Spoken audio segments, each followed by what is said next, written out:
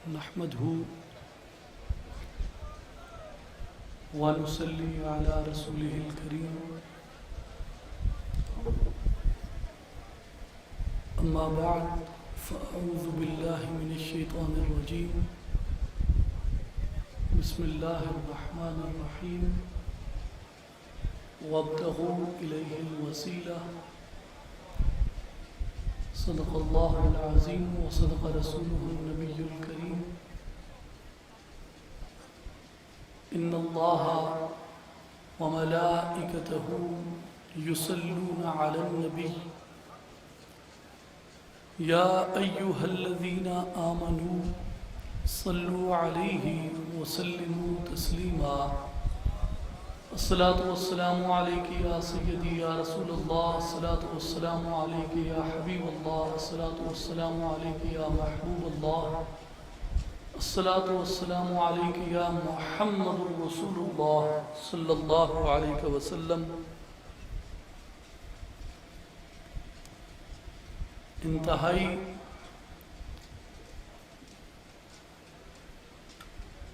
واجب صد تعظیم مرشد ما قائد ما جانشین سلطان الفقر سرپرست اعلیٰ اصلاحی جماعت و عالمی تنظیم العارفین حضرت سلطان محمد علی صاحب سجادہ نشین آستانہ عالیہ شہباز عارفاں حضرت سلطان محمد عبدالعزیز رحمۃ اللہ علیہ دربار عالیہ حضرت سلطان باہو رحمۃ اللہ علیہ شہزادگان خانوادہ حضور سلطان العارفین تمام علماء کرام مشائخ اعظام معزز و محترم مہمانان گرامی بھائیوں بزرگوں اور ساتھیوں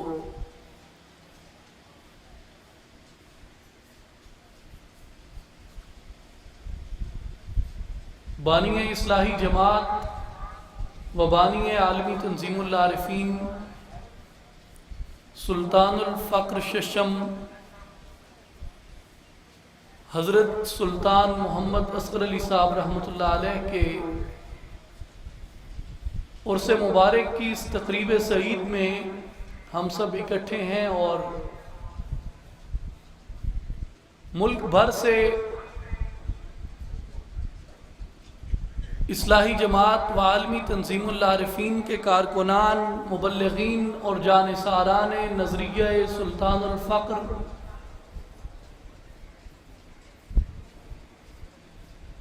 اس عظیم اجتماع میں اس پیغام سے اس مشن سے اس مرکز سے اس مقصد سے تجدید عہد کرنے کے لیے اکٹھے ہیں کہ جو پیغام جو مرکز جو مقصد ہمارے مرشد کریم ہمارے راہبر عظیم حضرت سلطان محمد اصغر علی صاحب رحمۃ اللہ علیہ نے ہمیں عطا کیا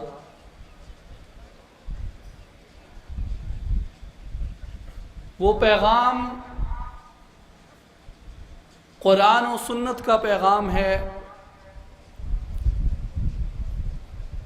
وہ مرکز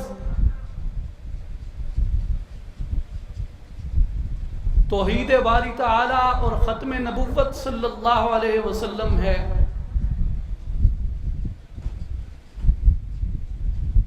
اور وہ مقصد اصلاح فرد سے لے کے تشکیل معاشرہ تک اس زمین کے اوپر اللہ تعالیٰ کے نظام کا اللہ تعالیٰ کے احکامات کا اور اس کے عطا کیے ہوئے اجتماعی نظام عدل کا قیام ہے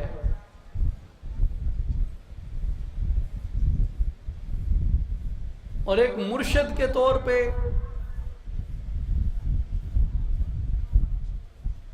ایک رہبر کے طور پہ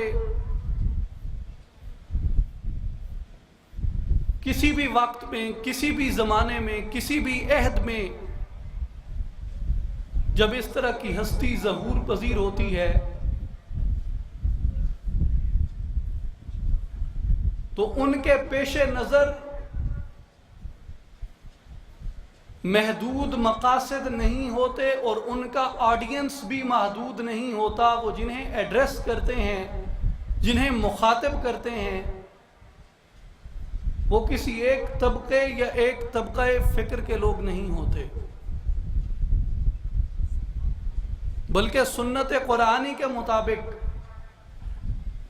وہ یا ایھا الناس کے تحت مخاطب ہوتے ہیں، لوگوں کو خطاب کرتے ہیں، انسانوں کو خطاب کرتے ہیں. وہ جس طبقے سے ہوں، جس فکر سے ہوں، جس رنگ و نسل سے ہوں، جس علاقے سے ہوں، جس قبیلے سے ہوں، جس زبان سے، جس مذہب سے تعلق رکھتے ہوں، جو خیر کا پیغام ہے وہ انہوں نے ہر ایک کو دیا اور اللہ کی طرف راغب کیا، لوگوں کو اس کی توحید کی طرف راغب کیا اور نبی صلی اللہ علیہ وسلم کی محبت کی طرف، نبی صلی اللہ علیہ وسلم کی تعظیم کی طرف اور حضور کی نبوت اور آپ کے ختم نبوت کے اس منصب عظیم کی طرف، اس کے احترام کی طرف لوگوں کو راغب کیا.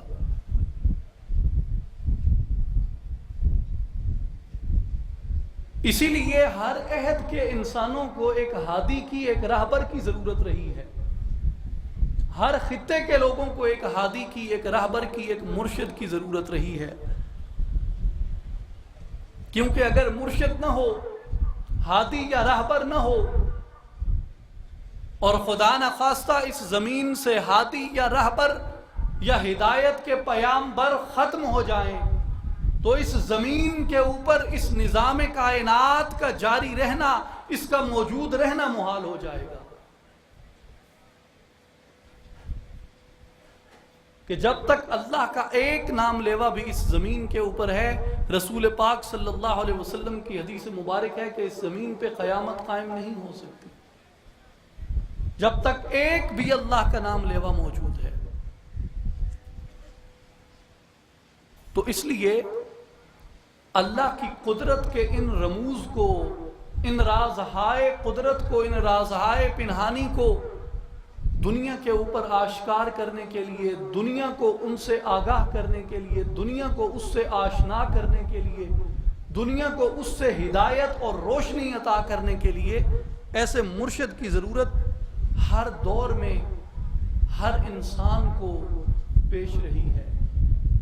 اور اللہ تعالیٰ کے ان رموز کو، اللہ تعالیٰ کی اس معرفت کاملہ کو حاصل کرنے کے لیے جہاں مجھ جیسے ناچیز، گنہگار اور حقیر لوگوں کے اوپر یہ لازم ہے کہ وہ کسی ایسے راہبر کی، ایسے آشنائے حقیقت کی، ایسے آشنائے معرفت کی تلاش کریں، اس کی جستجو کریں. جہاں یہ ہم پر لازم ہے وہیں یہ عظیم ترین فریضہ اس طرح کے ہادیوں کو، اس طرح کے راہبروں کو تلاش کرنے کا، یہ آپ کو خود انبیاء کرام علیہم السلام کی زندگیوں کے اندر بھی نظر آتا ہے. اللہ کے کسی محبوب بندے کی صحبت اختیار کرنے کے لیے نکلنا، اللہ کے کسی محبوب بندے کی تلاش کے لیے نکلنا، یہ انبیاء کرام کی سنت ہے. مثلاً آپ سورہ کہف میں دیکھیں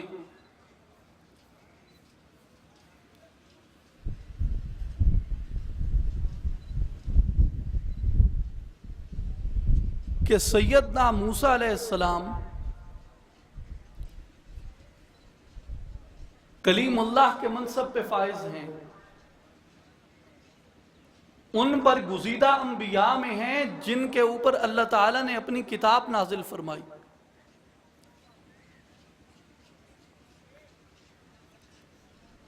جبریل امین ان پہ وحی لے کے آتے ہیں. جنہیں اللہ تعالیٰ سے براہ راست کلام کا شرف نصیب ہے، نبوت کا ایک عرفہ و اعلیٰ منصب رکھتے ہیں، اس منصب کے باوجود، اس مقام کے باوجود، اس مرتبے کے باوجود، کلیمی کا منصب، کلیمی کا تاج، کلیمی کا صحرا ہونے کے باوجود حضرت موسیٰ علیہ السلام تلاش خضر کے لیے، تلاش رہبر کے لیے سفر فرماتے ہیں۔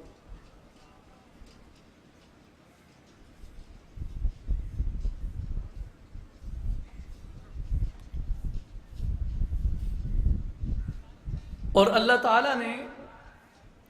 انہیں اس بات کے اوپر مامور کیا کہ وہ اس بندے کی تلاش میں نکلیں، اس بندے کی تلاش میں سفر فرمائیں۔ حضرت موسیٰ اور معروف روایات کے مطابق حضرت یوشع بن نون علیہ السلام وہ ان کے ساتھ سفر کرتے ہیں، اور انہیں نشانی بتائی جاتی ہے کہ اس طرح کی نشانی کا جب ظہور ہو کہ یعنی یہ مردہ مچھلی جب زندہ ہو جائے تو اس مقام کو آپ نے سمجھ لینا ہے کہ یہاں پر آپ کی ملاقات اللہ کے اس عظیم ترین بندے سے ہوگی۔ حضرت موسیٰ علیہ السلام اس مقام پہ پہنچتے ہیں، پھر آگے گزر جاتے ہیں، پھر حضرت یوشع کو یاد آتا ہے کہ وہ مچھلی تو یہاں سے کچھ سفر قبل سمندر میں، دریا میں کود گئی تھی۔ تو حضرت موسیٰ پھر اپنے انہی قدموں پہ واپس لوٹتے ہیں اسی مقام کی طرف جس کی نشاندہی اللہ تعالیٰ نے فرما دی تھی، اور جب وہاں پہ جاتے ہیں تو وہاں ان کی ملاقات حضرت خضر علیہ السلام سے ہوتی ہے، اور حضرت موسیٰ حضرت خضر کی خدمت میں یہ عرض کرتے ہیں کہ اللہ تعالیٰ نے آپ کو ہدایت کا جو علم خاص عطا کیا ہے، میں ہدایت کا وہ علم خاص سیکھنے کے لیے، ہدایت کے اس علم خاص کے حصول کے لیے آپ کی خدمت میں رہنا چاہتا ہوں۔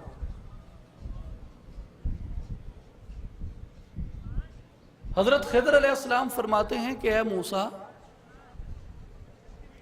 علیہ السلام، آپ میرے ساتھ نہیں رہ سکیں گے، کیونکہ جو کچھ مجھ سے ظہور پذیر ہوگا آپ اس کے اوپر صبر نہیں کر سکیں گے۔ اور قرآن کے یہ الفاظ ہیں کہ اے موسیٰ، وہ صبر نہ کرنے کی، وہ صبر نہ کر سکنے کی وجہ یہ ہے کہ اس سے قبل آپ کو وہ علم معلوم نہیں ہے، وہ حقیقت، وہ راز معلوم نہیں ہے۔ تو حضرت موسیٰ علیہ السلام یہ عہد کرتے ہیں حضرت خضر علیہ السلام سے کہ آپ مجھے اپنے ساتھ رکھیں، میں صبر بھی کروں گا اور آپ کی نافرمانی کا مرتکب بھی نہیں ہوں گا۔ اس شرط کے اوپر، اس عہد کے اوپر حضرت خضر علیہ السلام حضرت موسیٰ کو اپنے ساتھ رکھ لیتے ہیں، اور پھر شرط یہ عائد کر دیتے ہیں کہ آپ مجھ سے کوئی سوال نہیں کریں گے اس وقت تک جب تک کہ میں خود اس بات کی حقیقت آپ پہ واضح نہ کر دوں۔ تو حضرت موسیٰ ان کے ساتھ اقرار کر لیتے ہیں اور وہ چل پڑتے ہیں۔ جب آگے گئے تو کشتی میں سوار ہوئے، کشتی جب عین وسط میں پہنچی تو حضرت خضر علیہ السلام نے کشتی کے ایک پھٹے کو پھاڑ دیا۔ حضرت موسیٰ نے کہا کہ کیا آپ یہ چاہتے ہیں کہ یہ لوگ غرق ہو جائیں جو کشتی میں بیٹھے ہیں؟ کیسا غلط کام آپ کر رہے ہیں؟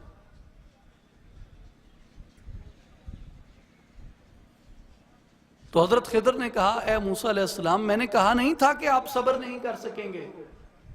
تو پھر فوراً حضرت موسیٰ کو یاد آیا تو انہوں نے پھر رجوع کیا، انہوں نے کہا کہ میری اس خطا کو درگزر کیجئے، میرا مواخذہ نہ کیجئے، میں آئندہ احتیاط کروں گا۔ وہاں سے پھر چل پڑے۔ ایک بستی کے باہر جب پہنچے تو کچھ بچے کھیل رہے تھے۔ حضرت خضر نے ان بچوں میں سے ایک بچے کی گردن مروڑ کر اسے قتل کر دیا۔ حضرت موسیٰ کہنے لگے کہ یہ کیسا عمل کیا ہے آپ نے، ایک معصوم بے گناہ شخص کی جان آپ نے لے لی ہے، یہ تو انتہائی نازیبہ حرکت ہے۔ حضرت خضر نے فرمایا کہ میں نے کہا نہیں تھا کہ آپ صبر کرنے والے نہیں ہیں۔ تو حضرت موسیٰ نے کہا کہ آخری موقع دیجئے، اس کے بعد میں ایسا نہیں کروں گا۔ پھر وہ آگے ایک بستی میں پہنچے تو حضرت خضر علیہ السلام اور حضرت موسیٰ علیہ السلام اور ان کے ساتھ جو ان کے رفیق تھے، اس بستی میں انہوں نے لوگوں سے کھانا مانگا تو بستی والوں نے کھانا دینے سے، ضیافت سے انکار کر دیا۔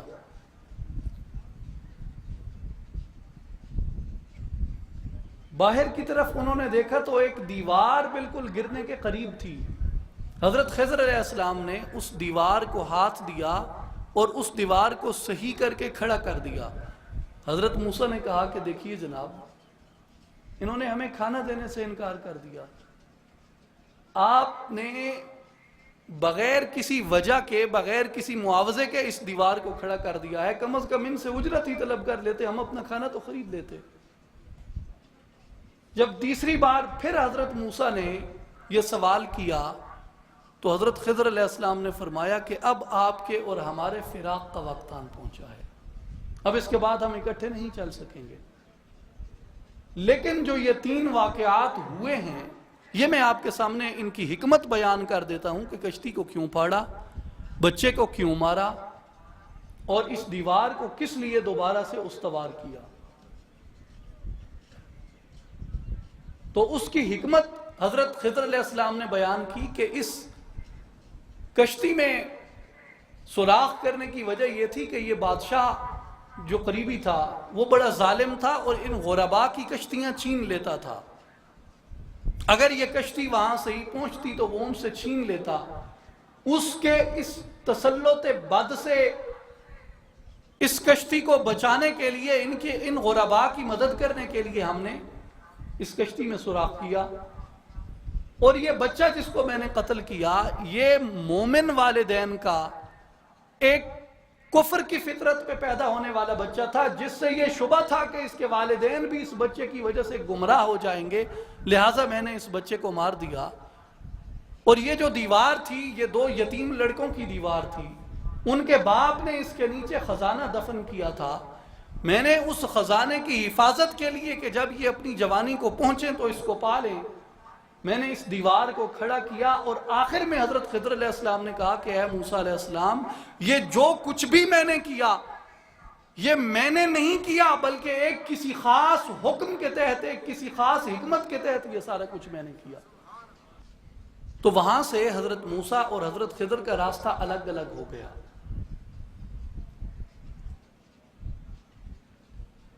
اس میں بے شمار نصیحتیں، بے شمار حکمتیں،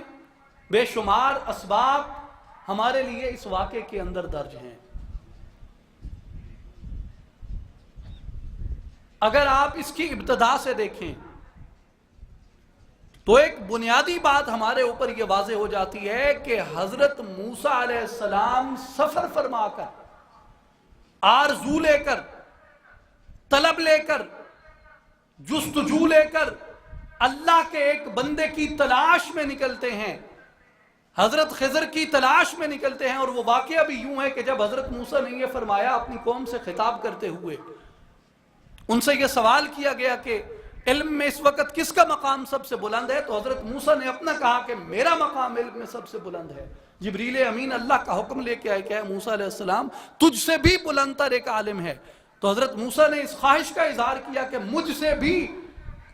اس منصب کلیمی کے اوپر فائز ہونے کے باوجود، اس منصب نبوت کے اوپر فائز ہونے کے باوجود، اگر مجھ سے بھی کوئی بلند تر شخص ہے تو میں اس کو دیکھنا چاہتا ہوں، میں اس راہبر سے ملنا چاہتا ہوں، میں اس سے سیکھنا چاہتا ہوں جو ہدایت کا علم اس کے پاس موجود ہے۔ گویا جس کے پاس علم ہدایت ہو، جس کے پاس علم رشد ہو، جس کے پاس علم ارشاد ہو، جس کے پاس علم معرفت ہو، اس کی تلاش میں نکلنا، اس کی جستجو میں نکلنا، اس کو پانے کی غرض سے سفر کرنا، یہ سنت انبیاء ہے، یہ سنت کلیمی ہے۔ اور آپ تمام لوگ یہاں اسی سنت کلیمی کو زندہ کرتے ہوئے موجود ہیں، اللہ والے کی طرف سفر کر کے آئے ہیں، اور اللہ والے کی طرف سفر کر کے جانا یہ سنت کلیمی ہے، یہ سنت موسیٰ ہے۔ اہل اللہ کی جستجو میں چلنا، اہل اللہ کی آرزو میں چلنا۔ مثلا مولانا رومی رحمت اللہ علیہ کیا فرماتے ہیں؟ پیر راہ بگزیں کہ بے پیرین سفر، ہست بس پر آفت و خوف و خطر۔ کہ اگر اس راستے میں چلنا ہے تو کسی راہبر کو تلاش کر،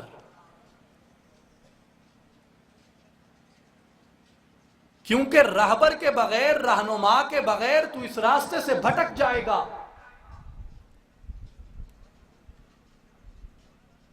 اور پیر رومی کے اسی شعر کی تشریح کرتے ہوئے میاں محمد بخش رحمت اللہ علیہ فرماتے ہیں کہ راہ دے ہر کوئی آکھے، میں بھی آکھاں راہ دے، بن مرشد دے راہ نہیں ملدا، رل مرسیں وچ راہ دے۔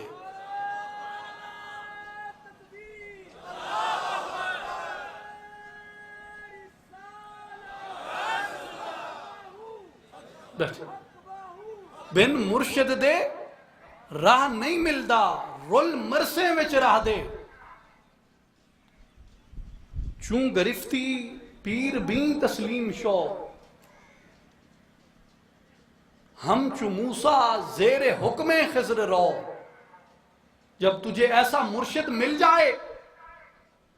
جب تجھے ایسے مرشد کا دامن نصیب ہو جائے، جب تجھے ایسے راہبر کی راہبری، ایسے مرشد کا ارشاد، ایسے رہنما کی رہنمائی جب تجھے نصیب ہو جائے، تو پھر اس کے اوپر عمل درآمد کر کے چل پڑ، جس طرح کہ حضرت موسیٰ حضرت خضر کے حکم پہ چل پڑتے۔ کیوں؟ کہ وہ اس راہ کا راہبر ہوتا ہے، اس نے اس کی گھاٹیاں، اس کے جنگل، اس کے صحرا، اس کے پہاڑ، اس کی مشکلات، اس کی آسانیاں، اس کی تنگیاں، اس کی پریشانیاں، اس کی پشیمانیاں کاٹی ہوتی ہیں۔ اس سفر کو اس نے مکمل کیا ہوتا ہے، اس سفر کو اس نے طے کیا ہوتا ہے۔ اسے معلوم ہوتا ہے کہ کہاں پہ کیا کرنا ہے۔ حضور غوث پاک سیدنا شیخ عبد القادر جیلانی رضی اللہ تعالیٰ عنہ، آپ عبادت فرما رہے ہیں اور بادل کی صورت میں شیطان اوپر آ جاتا ہے اور آ کے کہتا ہے کہ اے عبد القادر جیلانی، اب آپ کو کسی عبادت کی ضرورت نہیں رہی، میں آپ کا پروردگار ہوں اور میں نے آپ کی تمام عبادت کو اپنی بارگاہ میں قبول کیا ہے۔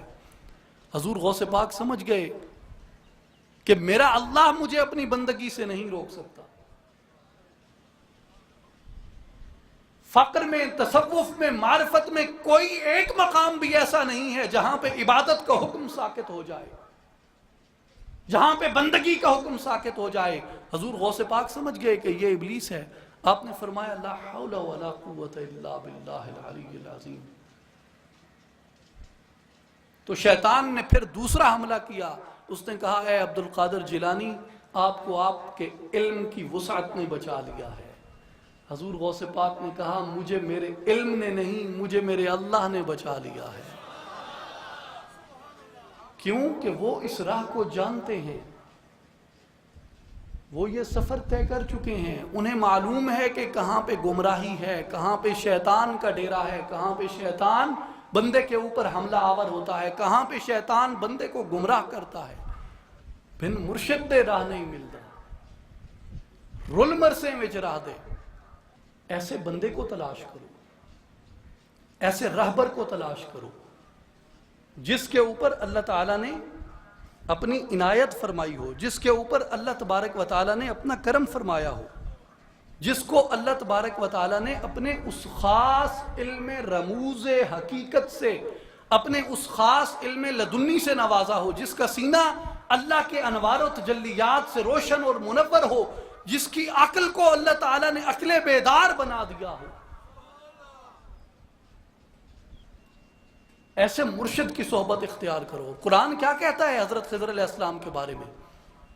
کہ حضرت موسیٰ علیہ السلام نے کس شخص کو پا لیا وہاں پہ جب پہنچے جہاں سے مچھلی نے چھلانگ لگائی تھی سمندر کے اندر۔ اللہ تعالیٰ نے فرمایا کہ فَوَجَدَ عَبْدًا مِّنْ عِبَادِنَا آتَيْنَاهُ رَحْمَةً مِّنْ عِنْدِنَا وَعَلَّمْنَاهُ مِن لَّدُنَّا عِلْمًا۔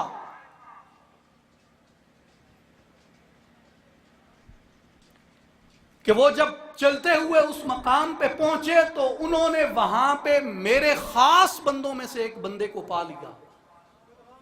میرے خاص بندوں میں سے ایک بندے کو پا لیا، اور وہ بندہ بھی کیسا، جس کو ہم نے اپنی بارگاہ سے ایک خاص رحمت عطا کی تھی، اپنی رحمت کی نشانیاں عطا کی تھیں، اور ہم نے اپنی بارگاہ کا خاص علم اسے عطا کیا تھا، جسے قرآن کی اس اصطلاح کے مطابق صوفیاء نے علم لدنی قرار دیا ہے، کہ جن کو ہم نے علم لدنی عطا کیا تھا۔ گویا ایسے بندے کو تلاش کرنا جسے اللہ نے اپنی خاص رحمت سے نوازا ہو، اور جس کے سینے کو اللہ تعالیٰ نے اپنے علم لدنی سے منور کر دیا ہو، اس بندے کی تلاش میں نکلنا اور اس بندے کی صحبت اختیار کرنا، یہ انبیاء کی سنت ہے، یہ حضرت موسیٰ کلیم اللہ کی سنت ہے۔ ایسا بندہ، ایسا راہبر تلاش کرنا۔ اور پھر حضرت موسیٰ جستجو پیش